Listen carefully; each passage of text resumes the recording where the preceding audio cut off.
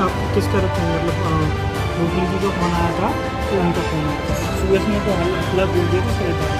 तो मैंने ये लोग इनको बोला कि सर ऊपर ही है, तो वो नाराज हो गए, यहाँ अंदर तक आ गए, वो ऊपर जाने लगे, फिर वो नाराज हो गए, तो यहाँ पे वो डायरेक्ट कर भी देने लगे, कुछ नहीं बोले, घर में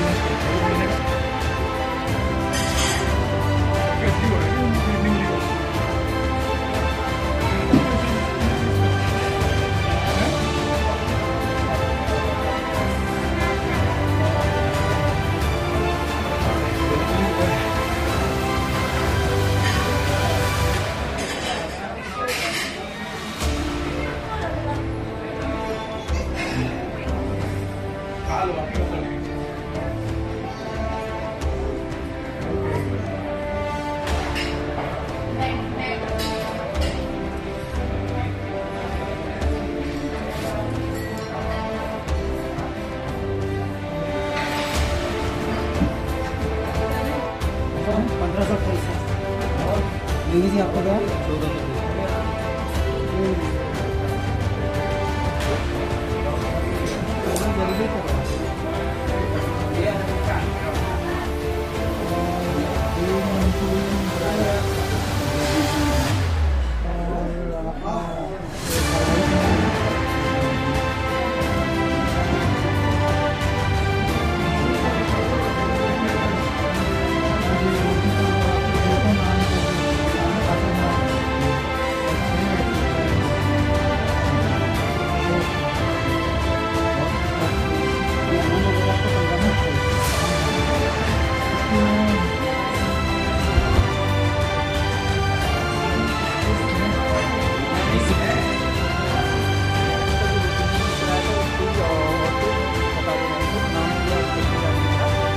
तो बस उनसे इतना कंफर्म करा कि आप लोगन जी के थ्रू आए हैं क्या, उनका कॉल आया था क्या, बस इतनी बात पे वो भड़क गए, बोले तुम्हें समझ में नहीं आ रहा है। मंत्री जी जो भी थे, मैं उनको नहीं जानता, फिर से मंत्री जी वो थे, बस इतने से फिर से वो गाली देने, साले मादक चोर, तुम लोगों को समझ में नहीं आ रहा है, न बता रहे हैं, जब मंत्री हैं तब भी तुम लोग पूछे जा रहे हो। मैंने कहा सर 2 प्रोटोकॉल थे, उनसे हाथ जोड़ बोला सर माफी चाहूंगा, मैं आपको भाई फेस नहीं जानता, मैंने नहीं पहचाना, आपकी टेबल ऊपर है, आप चले जाइए। एक लोग अंदर तक चले भी गए थे, तो वहीं से फिर वो लौट आए और मेरे को मतलब थप्पड़ अप्पड़ टाइप का मारा उन्होंने, और फिर अंदर वहाँ से बोले तुम लोगों को समझ में नहीं आ रहा है, तुम्हारी किचन की जांच करेंगे, ये करेंगे वो करेंगे, तो अंदर सीधे डायरेक्ट किचन में चले गए, बिना किसी को परमिशन की किचन में चले गए। और वहाँ किचन में जाके भी उनने जो भी करा, मैं पीछे से गया, मैं किचन में, मैंने जो हमारे मालिक सर हैं वहाँ पे ओनर सर किचन में खड़े हुए थे, सुपरवाइज करते हैं, डेली का काम उनका, तो उनको मैंने बोला सर ये मंत्री जी हैं, नाराज हो गए हैं, ऐसी ऐसी बात हो गई है, तो उनने उनको सर को बोला, रिक्वेस्ट करा कि ठीक है जो होगी गलती हो गई जो भी है ठीक है, लेकिन उनने एक नहीं सुनी, उनको भी धक्का मुक्की करी है।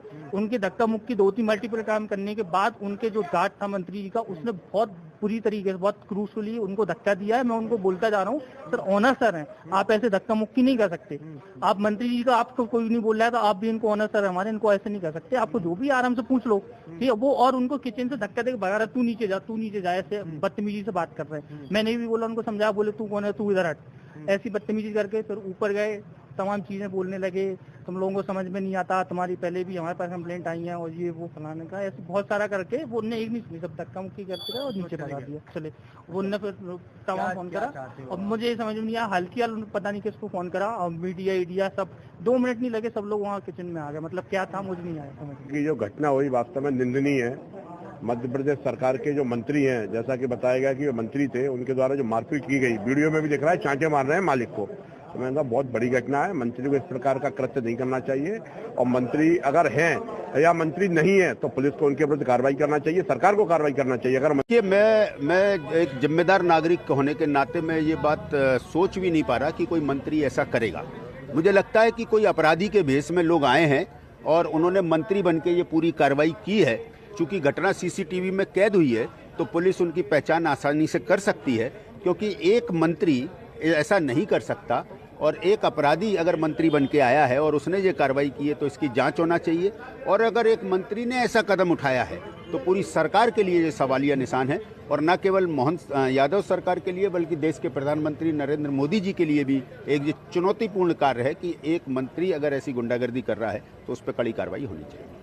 कमल सही याद है माननीय मंत्री जी, आज एक घटनाक्रम हुआ, बड़ा एलिगेशन जो है आपके ऊपर लगाया गया, और उस घटनाक्रम को लेकर आपका सबसे पहले क्या वक्तव्य है?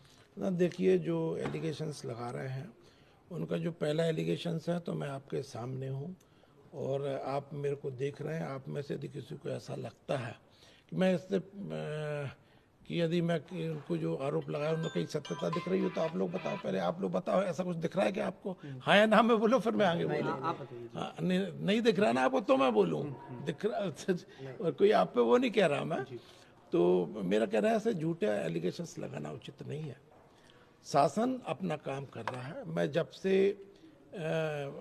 ग्वालियर आया हूँ, मैंने ग्वालियर आते से ही सबसे पहला काम किया था कि हमारी यहाँ पर जो खाद्य और औषधि विभाग की जांच प्रयोगशाला बन रही है उसका निरीक्षण करने का काम मैंने किया था। उसमें जो व्यवधान आ रहा है उनको कैसे हम समाधान कर सकते हैं उसका काम किया था।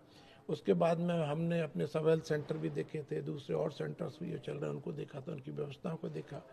आज दिन भर भी मैंने हमारे जो निर्माणाधीन सब हेल्थ सेंटर हैं, प्राइमरी हेल्थ सेंटर हैं, अपने मेडिकल कॉलेज में जो कंस्ट्रक्शन हो रहा है सीसी क्रिटिकल केयर यूनिट का, उसको भी मैं देखने गया था। तो आज लगातार दिन भर मैंने ऐसा देखा। दिन में भी 108 हमारी जो सेवा है वो एक चौराहे पर मुझको दिखी कि कुछ वहाँ पर सवारियाँ उतार रही है या किसी को उतार रही है, तो मैं वहाँ पर रुका, मैंने उसको भी रोका, उसको रोक के भी जांच की, पूछताछ की।